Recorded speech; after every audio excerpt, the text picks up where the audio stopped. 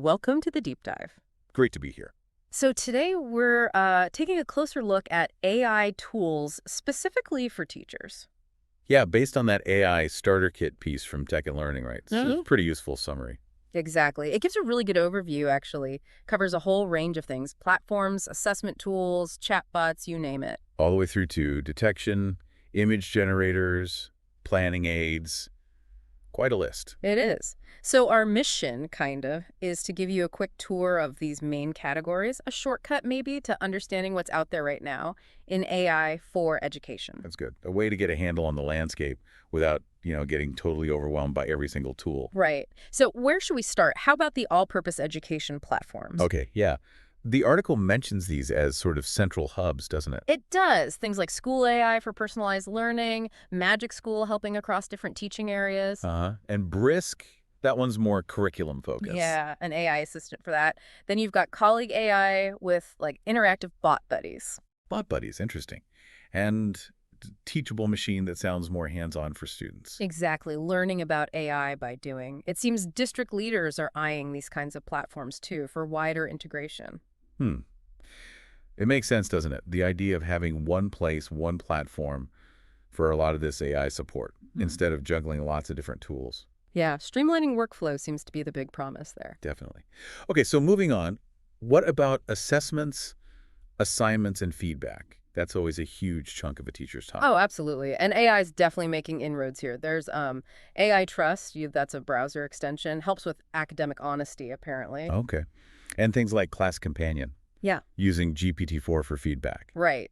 And Enlighten AI for, well, smarter grading. Conquer for making quizzes fast. Got feedback, too, for essays, and Conmigo from Khan Academy. Yeah, As GPT-4 as well, right? Is a learning guide. it is. It does bring up questions, though, like with that AI grading tool story from India. Scalability is great, but what kind of feedback can AI really give effectively? That's the million-dollar question, isn't it? Okay. It can help augment, but maybe not fully replace that human judgment and encouragement. Exactly. Okay, next up.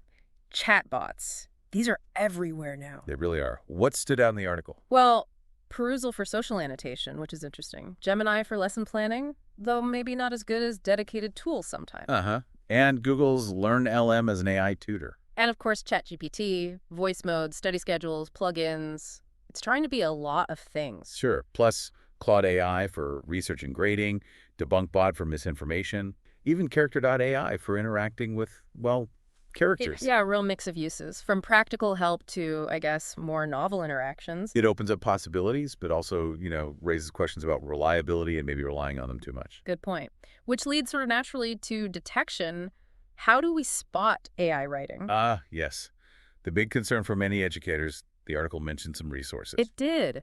Things like 13 ways to detect AI writing, lists of free detection sites, and tools like GPT-0. Right. It's an ongoing challenge, that's for sure. A bit of cat and mouse game. Definitely seems that way. Uh-huh. Okay, let's shift to something more creative. Image and video. Ah, the fun stuff. AI generating visuals. Yeah. The article points to lists of free AI image generators, OpenAI's own tools, Runway for making and editing images and video. And Midjourney, which is known for really imaginative stuff. Exactly. Opens up a lot for visual engagement in the classroom, I think. For sure. Quick visuals for lessons or tools for student projects. Yeah. Very dynamic. Okay, how about a core teacher task? Lesson planning. Right. Can AI actually help make that easier? It seems so. The article mentions tips, specific tools like Diffit for differentiation. Uh-huh. Eduaid.ai for planning and assessment help, Twee for generating questions, or vocab lists. Yeah, it looks like AI can definitely handle some of the initial legwork, saving time. Which frees teachers up, hopefully, for the more nuanced parts of planning and teaching. Makes sense. So, related to that, what about literacy, reading, and writing? How is AI fitting in there? It's Yeah. fundamental. Well, the article talks about how writing instruction might need to evolve, and it lists tools like Quillbot for grammar and spelling, Okay. Membean and Rewordify for vocabulary building. Microsoft Reading Coach as an AI reading tutor, Grammarly authorship helping with citations and maybe deterring AI use, even prompts for middle school English. Interesting. There's that balance again, isn't there? How much support is helpful versus hindering independent skill development? A really important question. Okay, let's talk presentations. Making slides. Ah, the bane of many existences. Can AI help?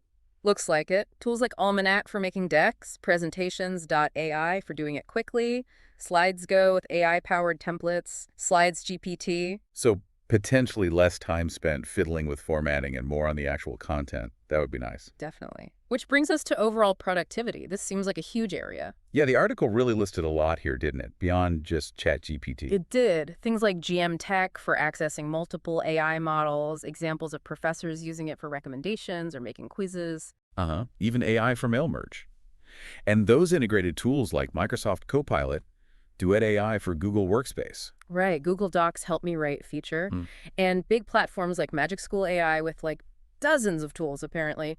Teach Mattia for admin tasks. Wow. So the goal is clearly to automate some of the admin burden and give teachers back time. That seems to be the major selling point, time saving. But to use all this effectively, teachers need support, right? Professional development. Absolutely crucial. The article highlights free trainings, certifications, that OpenAI Common Sense Media course. Reading lists, strategies for keeping up, how to integrate it into things like Google Classroom. Yeah, preparing students, explaining it to parents, ethical considerations like AI grading, avoiding hype.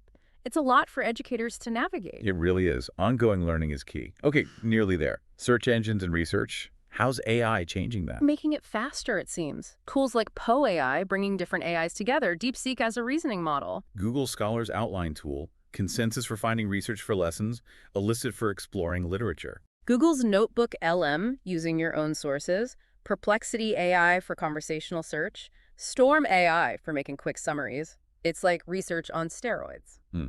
Super-powered research assistants. Yeah. Could be really powerful for prep and for student research, too. Yeah, it definitely changes how you might approach finding information. Okay, last category, speech to text. Simple but super useful. Things like AudioPin, Otter.ai for transcription. Right.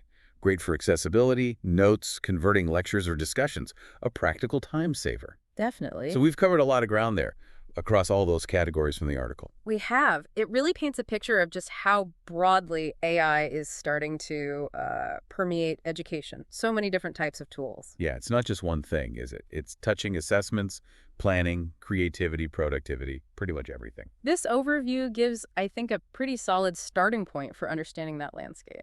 Agreed. It highlights where the tech is focused right now. And looking at all this, the sheer pace of development across all these different areas, it really makes you wonder, doesn't it? Wonder what? Well, how might the actual fundamental role of a teacher change in the next few years? With all these tools becoming more common, more integrated, what core human skills become even more vital in that kind of AI-infused classroom? That's a big question to end on. What does teaching look like when AI handles more of the routine tasks? Interesting thought.